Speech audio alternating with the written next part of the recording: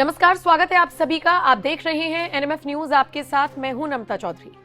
15 सितंबर का दिन बेहद खास रहा क्योंकि सुप्रीम कोर्ट ने इस्लाम का हवाला देकर और वक्फ संशोधन कानून को जिस तरीके से रद्द करने की मांग की गई थी, याचिका लगाई गई थी, उस पर अपना एक फैसला सुनाया है। और इसी के साथ ये भी कह दिया गया है कि वो जो 5 साल इस्लाम को फॉलो करना होगा और उसके बाद ही वक्फ कर सकते हैं, कम से कम इस प्रावधान को फिलहाल के लिए रोक दिया गया है।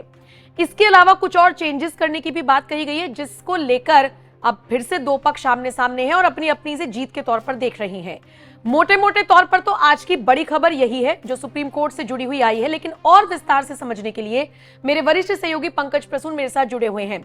पंकज जी, वक्फ संशोधन कानून को लेकर जो सुप्रीम कोर्ट में पूरी चर्चा चली, उसके बाद 2-4 चीजें बताई गई हैं सुप्रीम कोर्ट की तरफ से भी। मैं चाहूंगी आप एक एक करके पॉइंट टू पॉइंट समझा दें कि पहले क्या था और सुप्रीम कोर्ट ने अब क्या करने के लिए कहा है। सबसे पहले तो जो केंद्र सरकार ने जो वक्फ संशोधन बिल लाया था 2025, उसको चैलेंज किया गया था सुप्रीम कोर्ट में और पूरे के पूरे बिल को खारिज करने की मांग की गई थी कि उस बिल को खारिज कर दिया जाए, सुप्रीम कोर्ट ये फैसला दे दे। अब पूरे मामले को सुनने के बाद सुप्रीम कोर्ट ने खारिज करने से इनकार कर दिया, कहा कि पूरे कानून को हम रद्द नहीं कर सकते। हां, कुछ जो गंभीर आपत्तियां थीं उनके बारे में, जैसे कि नए वक्फ संशोधन बिल में यह प्रावधान था कि अगर आप वक्फ करते हैं, वक्फ मतलब दान करते हैं, अगर आप वक्फ करते हैं तो कम से कम 5 साल आप इस्लाम को फॉलो कर रहे हैं। तो यह प्रोविजन को सुप्रीम कोर्ट ने हटा दिया, बोला कि 5 साल प्रोविजन करना जरूरी नहीं है, मतलब 5 साल इस्लाम।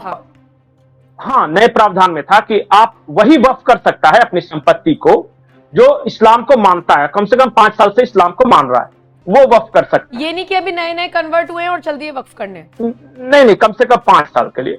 ये भी तो हो सकता है ना कि जानबूझकर किसी को कबूल करवा के तुरंत उसकी संपत्ति पे कब्जा कर ले। तो इसके चलते ये बनाया गया था कि कम से कम 5 साल से आप इस्लाम को फॉलो कर रहे हैं तभी आप वक्फ कर सकते हैं। सुप्रीम कोर्ट ने इस चीज को कैंसिल कर दिया, कहा कि 5 साल इस्लाम फॉलो करना जरूरी नहीं।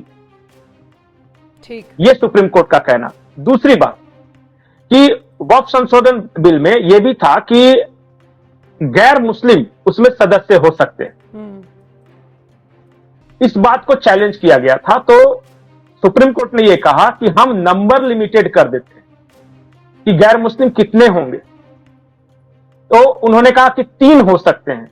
यह सुप्रीम कोर्ट का आदेश है, यह किया जा सकता है। अभी फिलहाल ये बेंच बैठी थी सुप्रीम कोर्ट की, जिसमें सीजेआई थे रामकृष्ण गवई, जो भूषण रामकृष्ण गवई थे वो बीआर गवई, और जस्टिस ऑगस्टिन जॉर्ज मसीह थे। तो इन दोनों की बेंच ने यह फैसला सुनाया कि हम नंबर ऑफ मेंबर्स लिमिट कर सकते हैं कि जो कि नॉन मुस्लिम्स हो। अच्छा, तीसरा प्रोविजन यह था कि वक्फ के खिलाफ अगर शिकायत है तो डायरेक्टली लोअर कोर्ट में सबमिट की जा सकती है। पुराने वाले में क्या था कि ट्रिब्यूनल के पास आपको जाना होगा, वक्फ ट्रिब्यूनल के पास आप कोर्ट नहीं जा सकते। लेकिन जो सरकार नहीं लेके आई थी उसमें यह कहा था कि नहीं, अगर किसी को आपत्ति है, मान लिया कि मैं एक मुस्लिम हूं और मेरी संपत्ति पे वक्फ बोर्ड ने कब्जा कर लिया और मैं चैलेंज करना चाहता हूं, तो मुझे क्या था कि वक्फ ट्रिब्यूनल के पास जाना पड़ता था और वक्फ ट्रिब्यूनल में वही लोग होते थे। तो इसको चेंज करके केंद्र सरकार ने कहा था कि नहीं, आप लोअर कोर्ट में जाके अपील कर सकते हो, जो नॉर्मल अदालतें हैं उसमें। मतलब जैसे बाकी सबके लिए नियम है, इनके लिए भी वही नियम बनाए गए थे ना कि कोर्ट का रुख नहीं तो अभी सुप्रीम कोर्ट ने उसको कर दिया ना फिर कैंसिल। सुप्रीम कोर्ट ने कहा है कि नहीं, आपको ट्रिब्यूनल के पास ही जाना चाहिए। तो ये 3 जो अभी जो ऑब्जर्वेशन है वो मतलब फैसला, अंतिम फैसला नहीं है।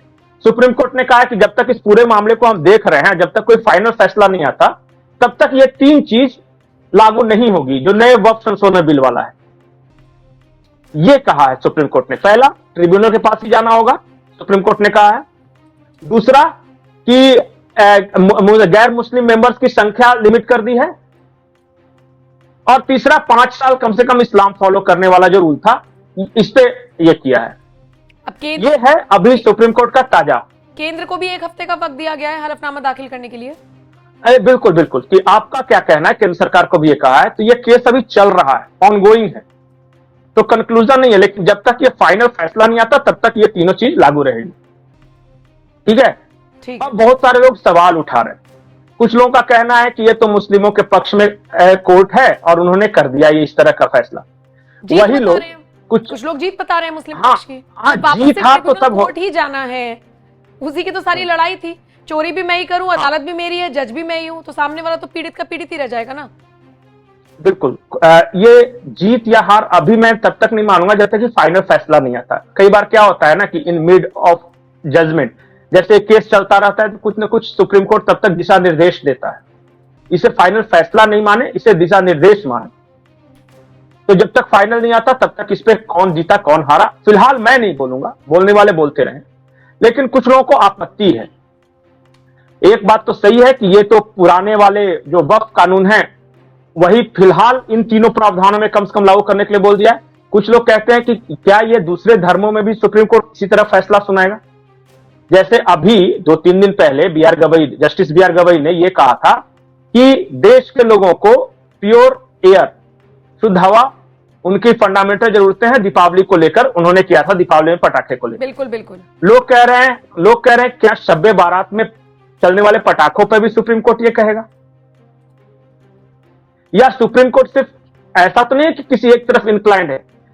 सुप्रीम कोर्ट क्या दही हांडी की ऊंचाई नाप सकता है? क्या ये उसका काम है?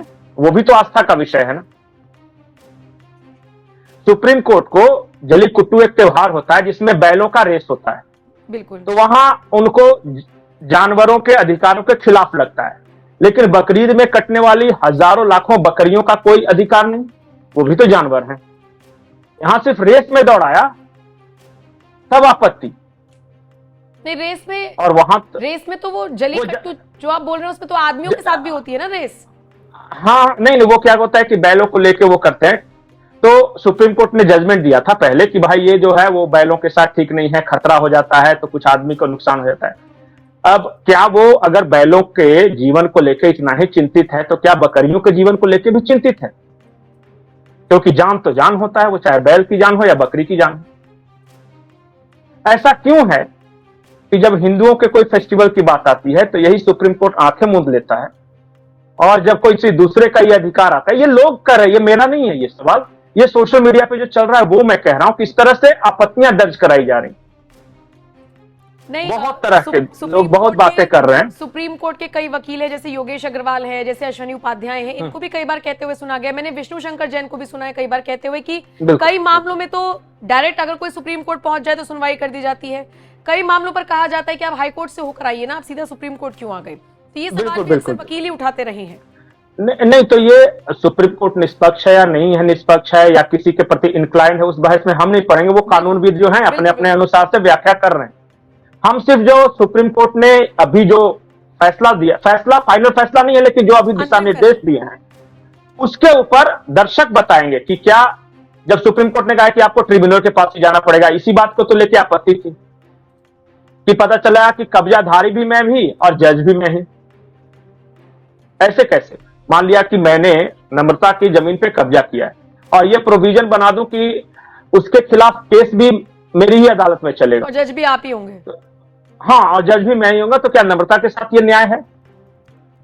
अब इस पे देखिए ये केंद्र सरकार क्या हलफनामा दायर करती है, इसके ऊपर डिपेंड करेगा। लेकिन फिलहाल यही 3 मुद्दों पर सुप्रीम कोर्ट ने ये दिशा निर्देश दिए हैं और ये भी कहा है कि जब तक फाइनल फैसला नहीं सुना देते तब तक ये लागू रहेंगे आज के दिशा निर्देश। और इसे मुस्लिम पक्ष अपनी जीत के रूप में पूरे देश भर में प्रचारित चल रहा है। मुस्लिम पक्ष का पता तो है कि आपके यहाँ क्या चलता है, वो लेफ्ट इकोसिस्टम और सो कॉल्ड सेकुलर, वो सब मुसलमानों से ज्यादा खुश ये नजर आ रहे हैं, मैं देख रहा था। सही कह रहे हैं, ठीक है, तो ये होता है। ठीक है पंकज जी, दर्शकों के ऊपर छोड़ देते हैं, उनको क्या लगता है सुप्रीम कोर्ट के इस फैसले पर, उनका क्या कुछ कहना है। हालांकि ये फाइनल डिसीजन नहीं है, अभी अंतरिम फैसला आप इसे कह सकते हैं, या फिर जब तक फाइनल डिसीजन नहीं आता तब तक के लिए ये जारी रहेगा, ये आप इसे ऐसे देख सकते हैं। शुक्रिया पंकज जी मेरे साथ जुड़ने के लिए। अब ये वीडियो दर्शकों के हवाले, कमेंट सेक्शन में बताइएगा जरूर इस चर्चा पर आपका क्या कुछ कहना है।